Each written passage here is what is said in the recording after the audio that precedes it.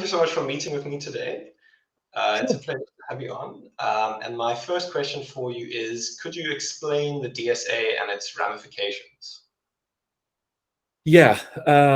Okay. So the European government has, for a few years now, I think it was actually proposed back in 2018, this Digital Services Act. In terms of its impact, I guess both brands and providers, or companies and providers, need to think of it in the similar terms to GDPR. It's going to be as big an issue and as big an impact on business as GDPR has been. Only recently, I guess, because of the delays caused by COVID and all the rest of it. So only just in February of this year has it been ratified by the European Union.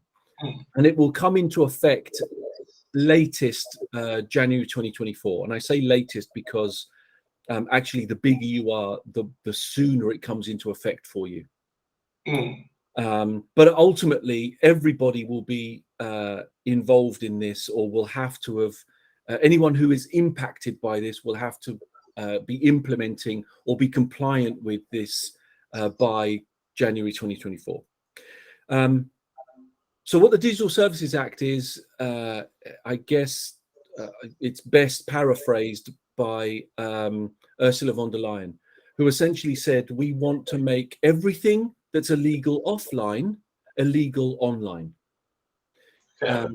So that essentially sets the statement out. And what they're trying to do is to stop a number of things that happen online.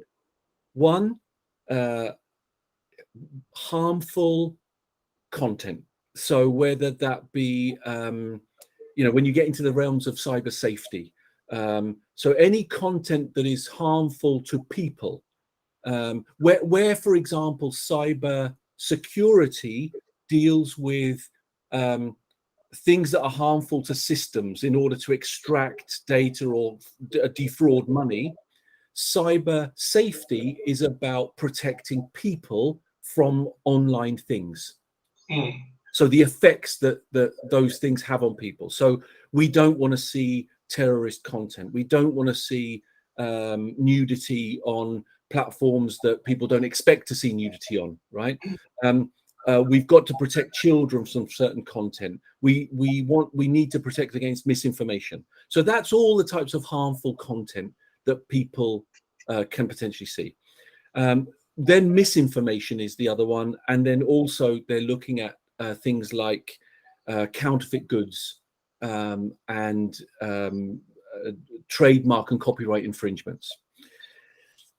So essentially this imposes a number of really key requirements on platforms, and it goes beyond the usual type of platforms. So they're really even going to the source of how this works. So, for example, they're saying if you're a host, a domain provider, a hosting provider, a cloud services provider, you have responsibilities.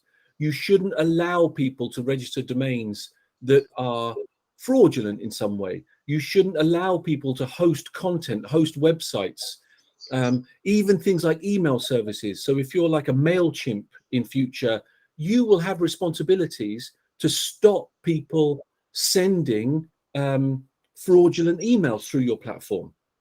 So it starts right at the very root. Why are these people allowed to host websites with fraudulent domains, or host a website at all the way through to e-commerce platforms?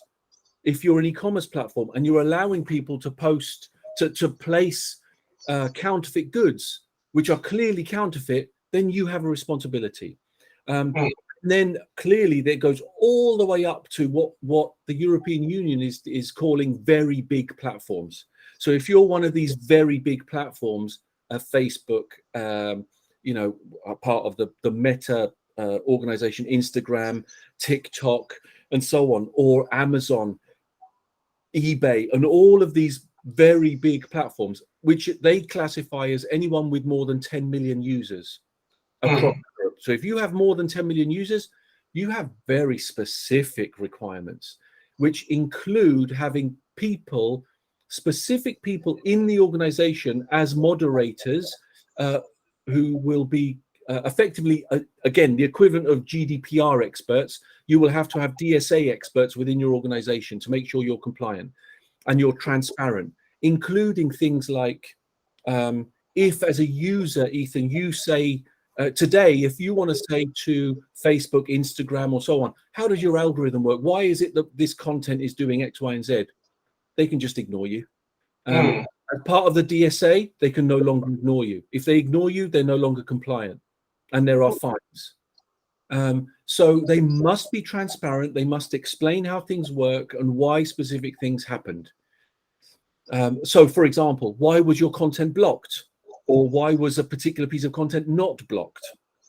So these are all of the things that roll into the DSA. So you can see it's really all-encompassing. Personally, as a European citizen, I think it's awesome. I think it's great. There are going to be some people who will disagree with it.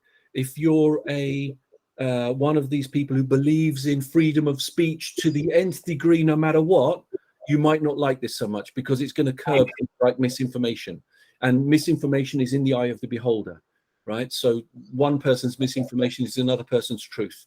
So you know, there are some people who are not going to welcome this necessarily, and certainly platforms are going to have to figure out how they adapt to this.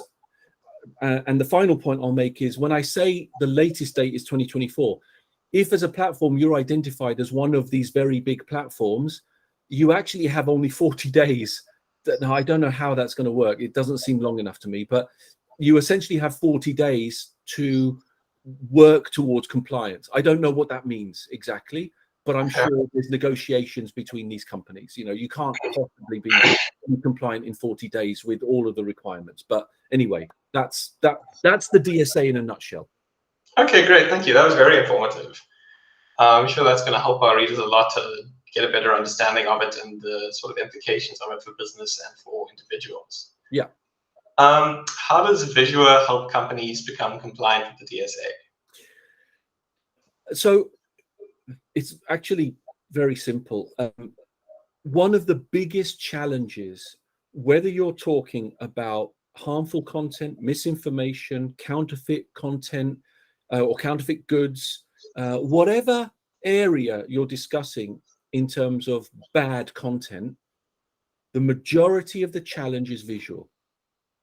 And the reason I say that is because if people have nefarious reasons for posting this content, they use visuals in, they effectively weaponize graphics, they weaponize imagery, visual media. And we see that across all walks. We've seen that in cybersecurity, where they'll turn things like forms into an image, or they'll turn the whole email or the whole web page into a single image, in order to hide from the phishing detection platforms. Similarly, we see this all the time on marketplaces like Amazon and eBay, where the description of a product might just say luxury woman's handbag, right? But actually the image itself, clearly you can see it's a Louis Vuitton bag. And they might even put, you know, the text in the image, burnt into the image, is Louis Vuitton handbag, right? So they do that because they know that if they put Louis Vuitton handbag in the title of the product, they're going to get picked up, because Louis Vuitton handbag for $40 doesn't happen, right? Yeah. So they weaponize graphics and they weaponize imagery. Similarly, if you're trying to post harmful content, you're not, you know, typically you're not going to put whatever that content is in the description. You're just going to say something like, I can't believe this happened, right? And then the image or the video is going to be horrific. The volume of content of this visual media being posted is absolutely enormous. And whereas today, text, you can go and say, find me anything that mentions, I don't know, let's think about, something, gunshot or a gun shooting, right? That's fine. And it will go off and it will look for anything with gun shooting and it will find it and off it, and then you can review it. But that's a pretty big job. But text detection systems today are quite sophisticated in terms of understanding context and that kind of thing. So it can reduce down what has to be manually looked at pretty well. Still, the volume is pretty big. The same has not been true of visual media. And the approach that companies have taken is either to ignore the problem or to hire an army, literally an army. Like at one point, I think Meta, previously Facebook, had over 300,000 people doing moderation. Wow. And effectively the company admitted that they were either blocking things that shouldn't have been blocked or missing things that should have been blocked in a high percentage of the time, right? So when you have visual media, when you have platforms like YouTube that every single day have 82 years worth of visual content posted, so that's a human lifetime's worth of content posted every day. And that's just one platform. You have platforms like TikTok and Instagram with similar volumes of data. They might not all be as long in terms of, obviously YouTube has quite long length content. So they have particularly the same volume of content in terms of numbers. How can a human possibly watch all of that to find the elements that have to be seen? So the only way to do it is you have to do it at what we call machine speed. You have to be able to view that content as a human would view it, but at machine speed. So the decision-making process, it's looking for things like, what objects do I not want to see? What themes do I not want to see? Is there language within this video or this image that I need to be aware of, that might be hateful in some way or be linked to terrorist activities or just be disturbing? And are there brands in any of these that shouldn't be there because of the context of the video? So a brand in in something which is very generic is fine, but if you're on a site that specifically sells products, well then that's, hang on, that could be a red flag. So essentially what visual AI does is it looks for all of this stuff in the content, and can immediately, following rules of the platform, can block it immediately or can flag it for further review if that's the way they want to work it. That, again, just like text detection, drastically reduces the work involved from millions of bits of content to maybe a few thousand that need to be reviewed. The rest of it is either good content or is so obviously bad that it can just immediately be blocked. So that's the role of visual AI in all of this. And because a key element of the DSA is stopping this harmful visual content from ever making it onto the platform. So users don't see it. That's the other problem, by the way, that and we've seen these reports that it took a platform 2 weeks to take a piece of content down, and by then everyone, a lot of people have seen it. It's been reproduced and it's gone everywhere. Why does that happen? Because the platform isn't able to review everything. Can you imagine if TikTok tried to review every video before it went live? I mean, you'd be talking about, I'll post it today and I'll see it next month. Best, right? With visual AI, everything, it's real-time processing. So put it up, seconds later, that video can be either approved or blocked, because it can be viewed frame by frame at machine speed, and essentially can say, actually, this is fine, or this is not fine, or it needs to be reviewed, please wait. And that's all doable. So bad content could simply be blocked from the content, from the platform, from the start, and humans never have to see it. So that's, you know, that's the role of visual AI in all of this. Okay, great, thank you. How has your experience in marketing benefited VISUA? Oh, that's interesting. So I have been working in, as I said at the beginning, in technology for my whole career. I remember back to floppy disks. Let's just say that's how old I am. And not even the 3.5 inch, the 5.25 inch floppy disk, the big floppy ones. So that's how old I am.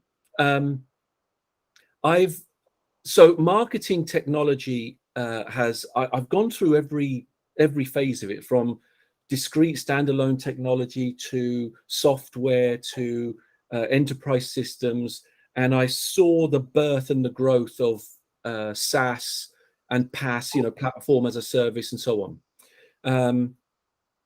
And specifically, I saw the growth of digital marketing before it was even called digital marketing. We used to just call it online marketing. So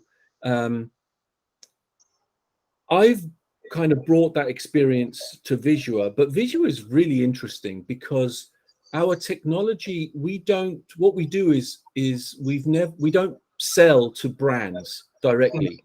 So, you know, if Louis Vuitton came to us and said, hey, we want to, you know, use your technology, there could be niche ways that we could work with them to do that. But on the whole, you know, the brands are not ideal customers. We sell to the platforms directly and to the online systems that need this technology. So we're not even B2B. So we're certainly not B2C. We're not B2B. We're actually B2B2B. We sell to the businesses that sell to the businesses. And that's been interesting. It's, you know, one thing I have learned about digital marketing is, and marketing technology, is that no two companies are the same. And it doesn't matter if you move within the industry, the challenge is different, the client base is different. So I think what I've brought to VISUA is that piece of experience. Is okay, we can maybe borrow on the ideas that have worked in the past, but without the expectation that it's going to work flawlessly. So what I don't do is I never go, you know, I use, you know, I don't play poker that often, but the kind of a poker term is I don't go all in from the very beginning, you know, because that's a very bad thing to do. Even if you think you have the best hand in the world, you're moving to a different organization, a different business. You know, I never go all in from the beginning. It's all about testing and measuring, you know, and then growing from there and figuring out what works and what doesn't work. So I think, you know, the combination of knowledge in technology, knowledge in digital marketing, and the experience to know that it won't necessarily work when you move to a new business. And I'm glad I did it that way because, as I say, I've never worked in a more unique business as VISUA. The product is very unique. The client base is unique. And the marketing promotion challenge of that, getting the message across, is incredibly unique. It's incredibly niche. So that, I think, is that combination has worked very well. Okay, great. Thank you so much. How would you describe your style of leadership as the head of marketing?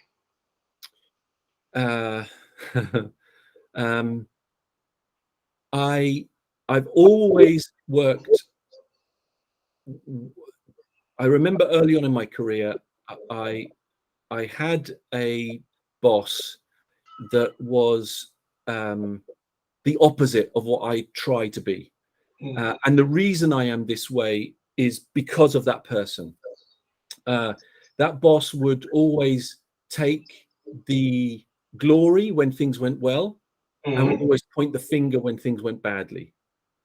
And I promised myself I would always be the opposite of that. So my style of leadership is very inclusive. I try to be as supportive as I possibly can.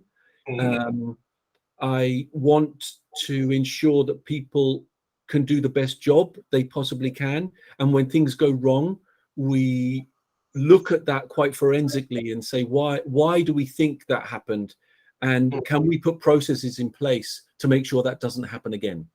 And ultimately, when problems do occur, as far as the organization is concerned, it was me. It's my responsibility, and so I will take the rap and I will fix it. When things go well, it's X person did a great job on that thing, because ultimately, if they win, I win.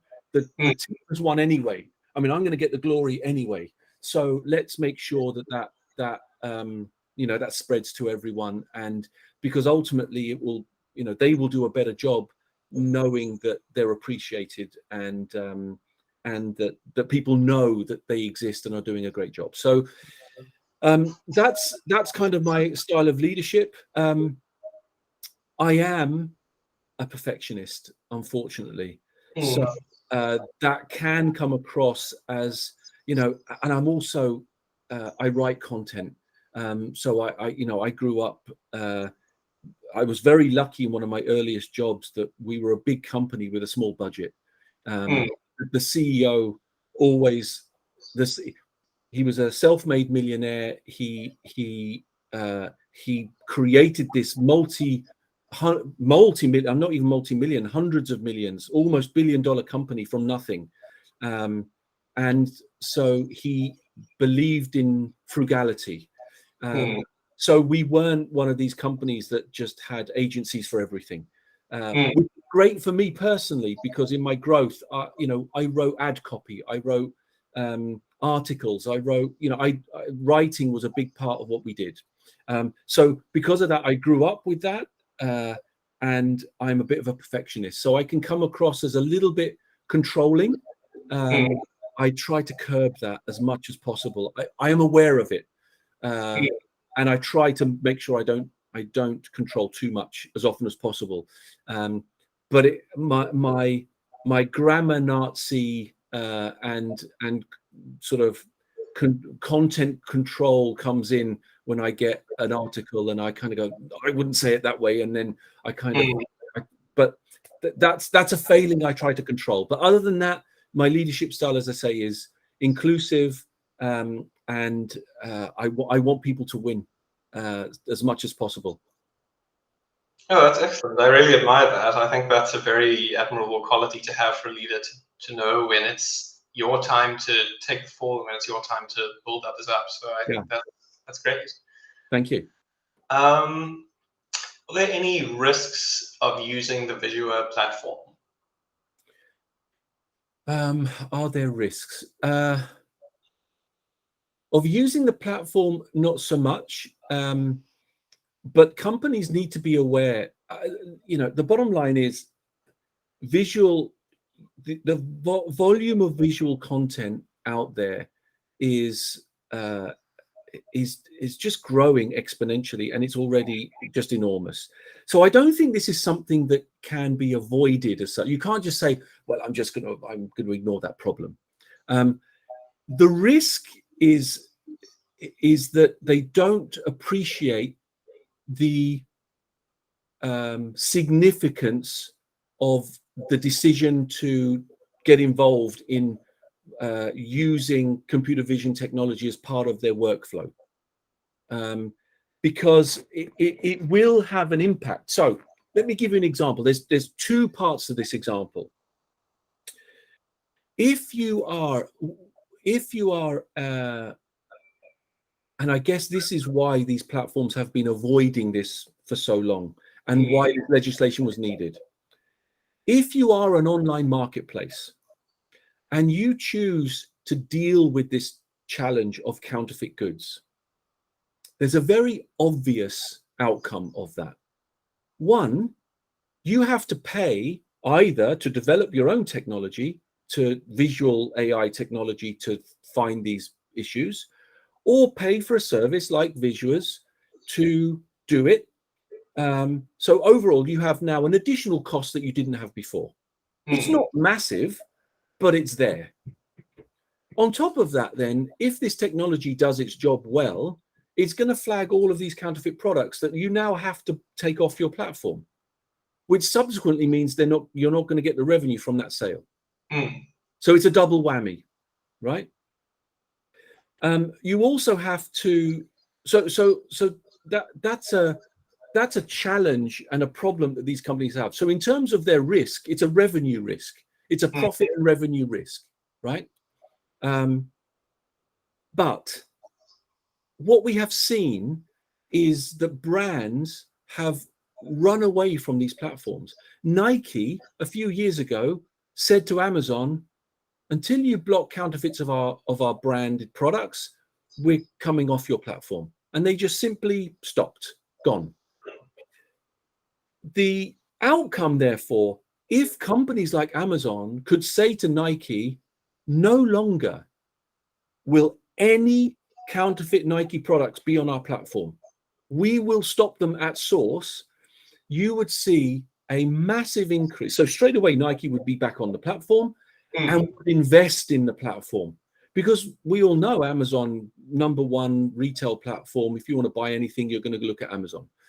So they would see an enormous investment back in the genuine goods, which typically are higher value, and the companies and brands are going to invest more in marketing them. So, you know, if there is a decline, it's going to be relatively small. It's not going to be a massive, and their reputation will go up. I would say their volume of sales would increase. I have no proof of that, but there you go. So that's, you know, and obviously, as I say, the difference between a counterfeit Nike product, because the majority of the problem of counterfeits is not that you go and spend $300 on something you think is genuine and is fake. No, the majority of those products is you're saying, hey, I'm going to get this Nike pair of trainers for $30, which should be 200, right? That's the problem. So in reality, you're going to have to lose 10 $30 sales for the one genuine sale, right? So every one genuine sale replaces 10 bad sales. You know, you're going to, that's my view. You're just going to sell more genuine products, and it's going to replace that bad volume. So that's the first thing. We do have proof, by the way, of this with a client of ours called Gear Launch. Gear Launch had challenges. Gear Launch is a print-on-demand marketplace. So if you're a company or an artist or some entrepreneur that wants to sell branded goods, you have various designs. You can load up your designs, and what Gear Launch does is says, okay, we have the platform to sell. We will produce them, so we have all the materials, all the goods. We'll actually manufacture it and we'll ship it for you, and we take a cut. So if you want to sell a T-shirt for $10, you know, that's great, and we'll do all of that for you for, say, I don't know what it is actually. It might be $6-7, and they simply then pay you the $3 difference, right? Gear Launch had this problem that sellers were simply posting up Star Wars and, you know, all of this other stuff, goods that clearly they didn't have the rights to sell, and they were effectively there were litigation issues along the way with all of this. So they took the decision to implement our technology, and they came to us, and it was implemented. So now it's implemented at source. You can't even, basically you upload, it's reviewed, and then essentially it gets flagged. You get an email back saying, sorry, this contravenes our content policies because of this, or it's allowed. And initially they saw an enormous drop off in what they call creators posting content. But then they saw something really interesting happen. Instead of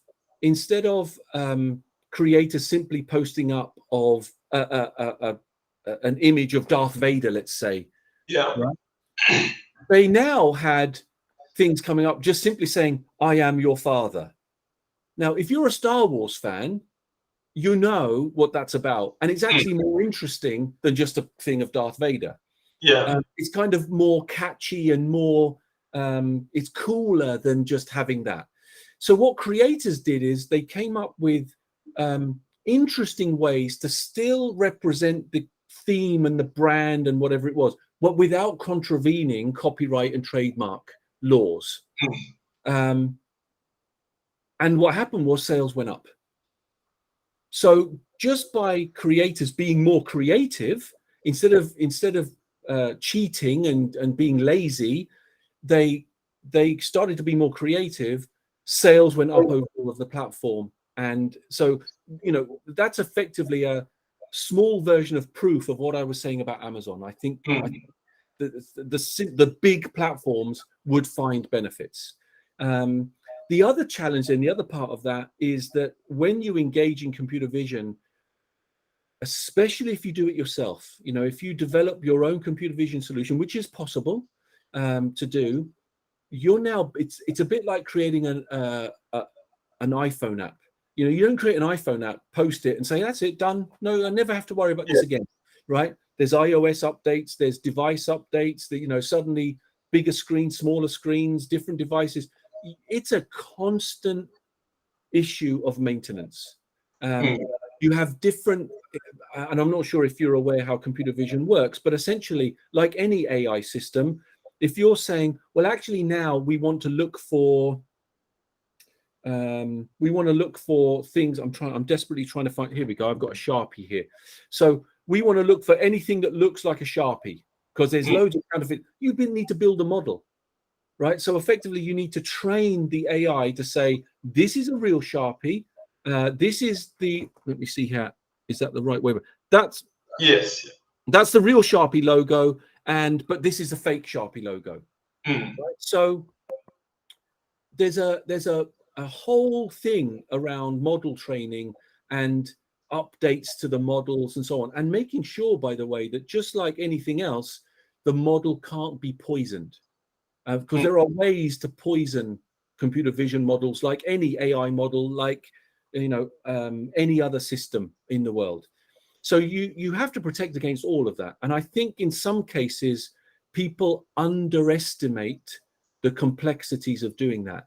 With computer vision technologies available today, it's very easy to build a working prototype, a low volume, low scale prototype. And often that's what happens. The technology department will come along and say, hey, look at this, look how this works. And they run a few images and stuff through it, and it, a few thousand, and it goes, great, look at that, it works, it's fantastic. And then it doesn't scale. You want to run a few million images a day through it, suddenly it starts to break down. It's simply, they realize that, oh my God, to run a few million, we're going to have to scale up to infrastructure that's too expensive, or whatever else may happen. So that's a risk. Those are the risks involved in computer vision in general that companies have to be involved in. But for that reason, I'll do a shameless plug. We have developed what we call the computer vision wizard, and because we wanted to some degree simplify and demystify this challenge. So basically, the computer vision wizard, if you go to VISUA.com, you'll see it right there on the page. And you simply go in and answer a few questions about what your application, what your use case is. What are you looking for in terms of, are you looking to process images or video or both? How quickly do you need the detections, the processing done? Is it real time? Can you wait a day? Can you wait 2 days? And a bunch of questions like this takes 2 minutes. And at the end of it, we'll tell you between Google, Amazon, Microsoft, and VISUA, which of those 4, and it might be more than one, best suits your project. And then you can go off and investigate further. So we built that because, as I say, we wanted to make the challenge of selecting the right computer vision solution as easy as possible. Okay, great. Thank you so much.